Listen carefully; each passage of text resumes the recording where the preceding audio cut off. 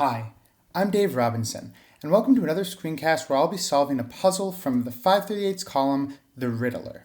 So this puzzle is actually from back in November, November 2019, even though I'm recording it in April 2020. I'm going through some old columns and finding interesting puzzles that I can use simulation in R to solve. So this puzzle from November 15th, 2019 goes like this. You're given a fair 10-sided die, and I'm going to roll the die, and each time it looks like the score is going to be the number shown divided by 10, so the score would be 7, would be 0.7. Roll it over and over again, and if the digit shown by the die is less than or equal to the last digit of your score, that roll becomes the new last digit of your score. Otherwise, just go ahead and roll again. Game ends when you roll a 0. So the story here is that you can go 6, 2, 5, 1, 8, 1, 0, but it looks like the only numbers you keep are 6, 2, skip the 5, 1, skip the 8, 1, and then end on 0. So what we're noticing here is that this is the end score. It's like 0.6211. That means that this sequence is always going to be non-decreasing.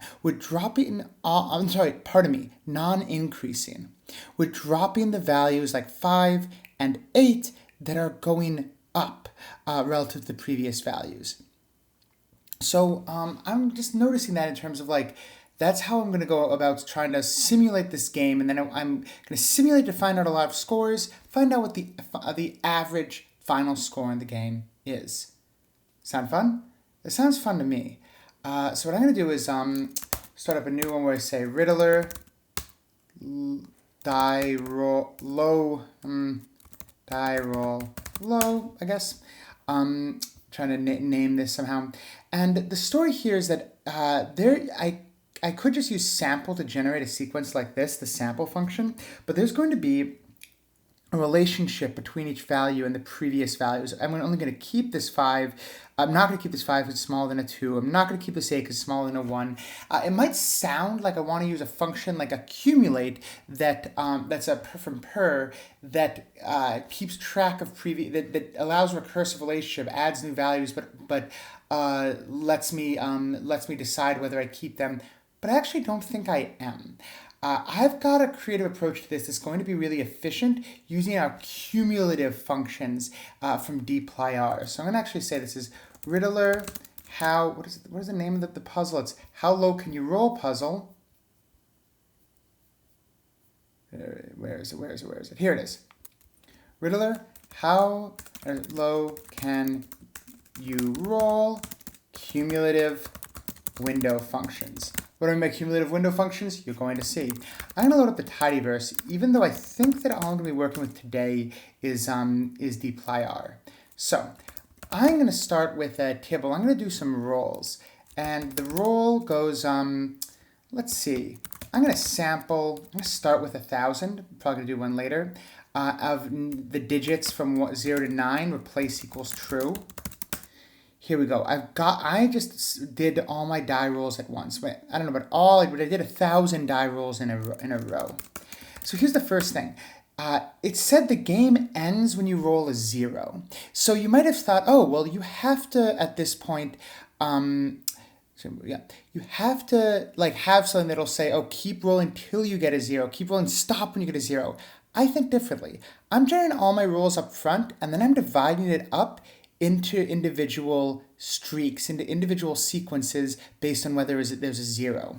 I'm actually going to set seed 2020.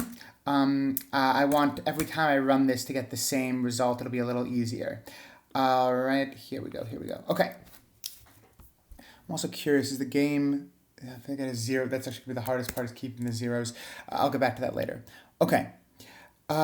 So what I'm doing actually is I'm going to say, oh, notice 5, 7, this first one would be 6.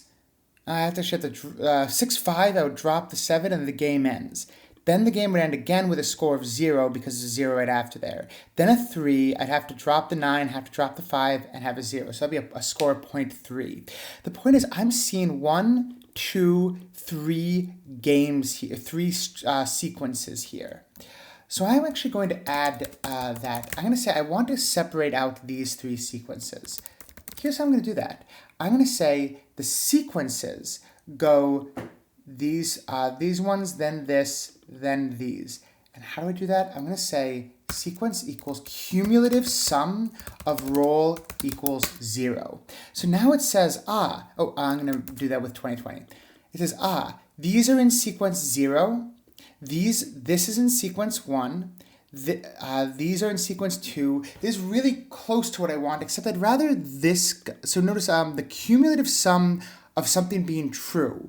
That's like how many zeros have there been so far? There have been no zeros. There's been 1 0. There have been 2 zeros. There have been 3 zeros. Cumsum, it's a built-in function that is really helpful for approaches like this. I say cumulative sum roll equals 0. And now I'm going to, but I really want this to end on the 0. I want this to be a 2 rather than a 3. I'm going to throw in a lag from dplyr. Lag means that now everything is 1 later. So, these are all in sequence 0. This is in sequence 1. This is in sequence 2, and so on. The last thing I do is the lag needs a default equals 0. I want that first one not to be an NA, but to be a 0. So now, that's group 1. I'm actually going to call it group sequence, which is confusing. Group 1, group 2, group 3, and so on. So like this is stretch 1, group 1, this is 0, this is group 1, this is group 2, then there's group 3, and so on. Notice I just split them up into groups. If I count the groups, I'm going to have, and then it turns out that in these 1,000 rolls, I ended up dividing into 107 sequences. What's great about that is I didn't waste any rolls. I generated 1,000 rolls all at once, and then I split it into all the times the game was played. So yeah, it looks like we have like all 170 of these groups. Some of the games last 25, some 16, some just the 1-0 roll, and so on. That's pretty effective. Okay, so now that I've grouped by this, I need to remove these. I need to remove this 7. I need to remove this 9 and this 5. I need to say that within each group, I want to remove the ones that are that are greater than any previous value. So notice I said within each group. That means I group by group right away, and then I want a grouped filter. And what I actually want to do is I want to say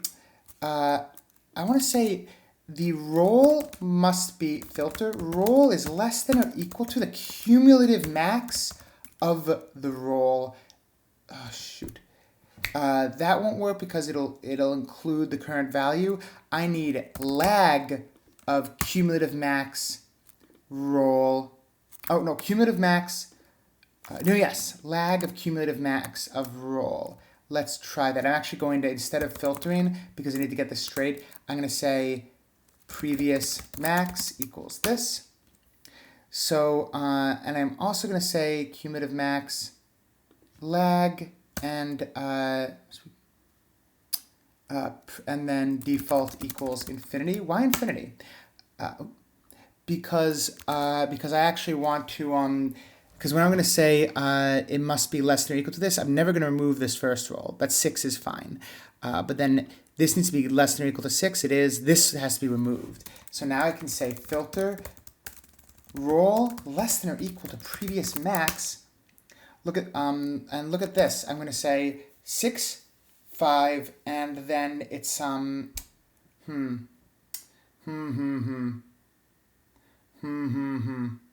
Here's where I got wrong, where I'm wrong.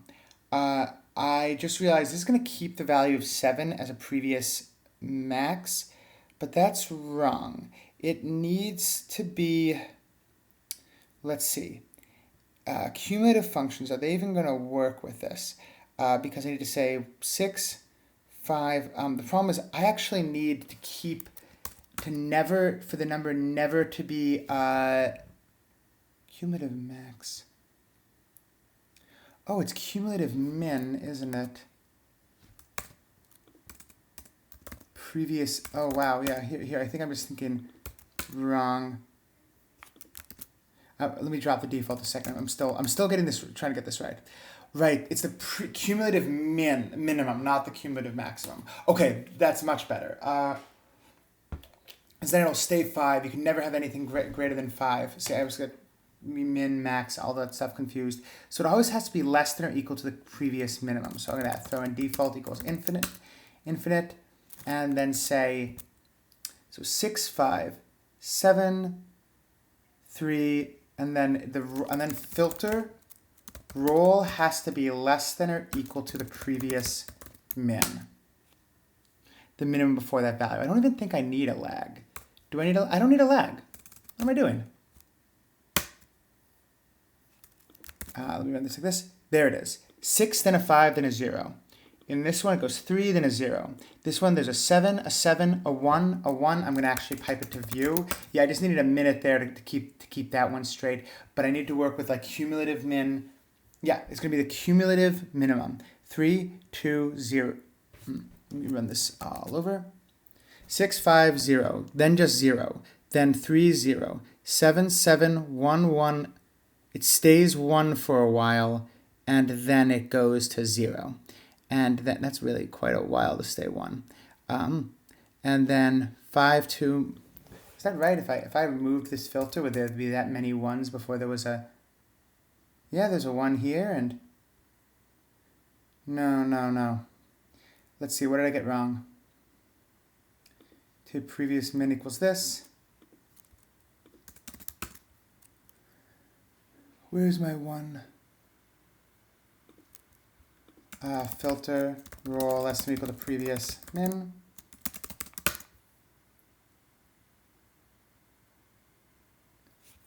And rerun with the whole thing.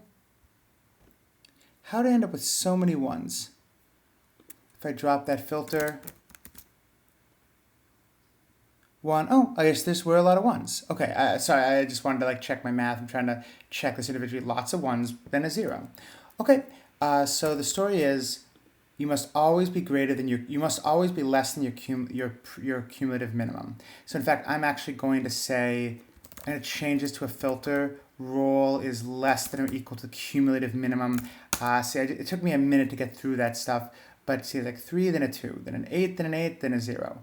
Just a 0, 7, 4, 2. It's always decreasing. Notice all these. 3, 1, 1, stop. 6, 4, 1, stop. 4, 3, 1, stop. 6, 3, 2. And the point is that fits this game where it's always decreasing. Okay. So that's the simulation. So I'm actually going to call it sim. I'm going to change this to sample 1 million of them. Let's see how long it's... Notice that was actually really fast. I'm not going to leave it grouped because I'm going to do something else with it. That was pretty fast. And if I did count group, it ends up with, there are 100,000, yeah, there are 100,000 groups in here out of a million roles. So that was our simulation. Now let's get the scores. So what I need to do with the scores is actually to take point this. So what I'm actually going to do is say decimal equals row number within those groups. So it's like, oh, this is 10, and then it'll be negative row number. Because this would be -1, -2, -3, and this would be to the -1. So the point is I'm actually going to be multiplying this by 1/10, this by 100th, this by 1,000th, and so on. I actually can filter out, no, I'm not going to remove the zeros because that would move this, that won't work. All right, that's fine. I'm going to say decimal row is the negative row number, and actually 10 to the power of the negative row number. And then we'll do roll times, so decimal is that. Actually, I'm going to say, I'm going to do it, but no, I'm going to do it like this. All right, decimal is this. See, it's multiplying point this times this, and I'm actually going to throw in a roll times, here it is, 0.6 plus 0.05, and so on. And then I'm going to summarize. The score is the sum of decimal. So the first score is 0.65, then 0.771, then 0.52, then 0.541. Notice they're always decreasing, or at least not, I should say the digits go non-increasing. And it's fitting these scores. So I'm going to call this scores. Okay, and I'm going to go ahead and try making it 10 million rolls, which would be about 1 million simulated scores. So I just played the game 1 million times. Takes a couple seconds. I think, Yeah, some of it was this cumulative min running within each group. Some of it is going to be these this run within every group. But it didn't take that long. And here's all my scores. I've got a distribution of scores. And now I can answer the question. I can say scores, summarize, mean of score. The average score I get 0.474 is the average score in this game of decreasing decimals. It's higher than I expected it to be. I think I expected kind of, because notice there's a bunch of zeros, I expected to lean a little towards 0, and this is actually like, I don't know, it's not leaning that much. I think that's a little interesting. And the last thing I'm going to do is do scores, ggplot, score, histogram. I wonder what the distribution looks like. Probably like a kind of leaning 0 distribution.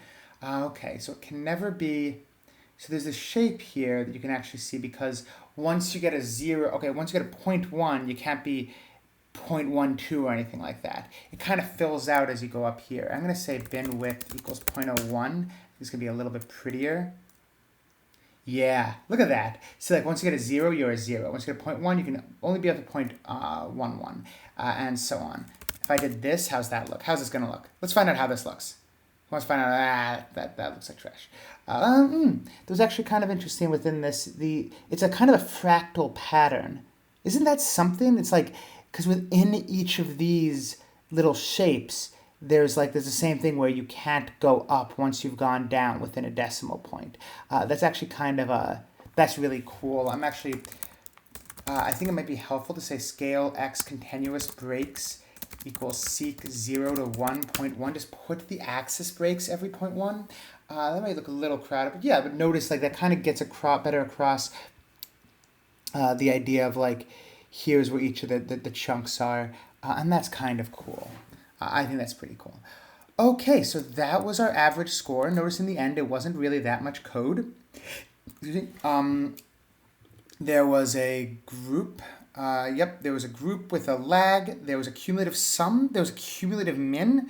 I did a little trick with row number to be to get those tens places in, and then I got a score. Let's find out. Now this was from back in November, which means that I can find out the I can find out what the, let's see. Where'd it go? The Riddler.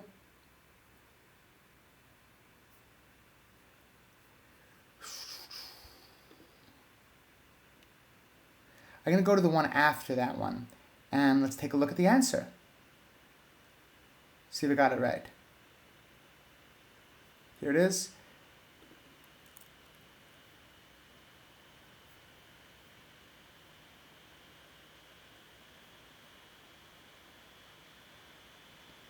Okay. So it's giving some answers. There's some.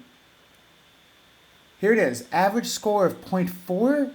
0.47356. It looks like it's 9 out of 19. Is that the right answer? 9 out of 19. Okay. This person played 3 million games. I played more like 1 million. But 0.47356. Let's actually see what we got. Scores, score, mean, 0.474. We were pretty close. With those million games. All right. So that was the using cumulative window functions to solve a puzzle about a die rolling puzzle. I hope you saw how interesting it was that we can include some simple recursive relationships in terms of paying attention to what has already been rolled, just with the cumsum and the cummin function. And also notice how group by was really helpful in terms of saying the game ends when a 0 happens. Last little thing to do is, look at that. I can actually define the variable in the group by. It's not going to be any faster, but it's a little bit less code. In fact, the whole thing can just look like that. That looks pretty good. All right. That was a Riddler puzzle. I hope you had fun. I certainly did. See you next time.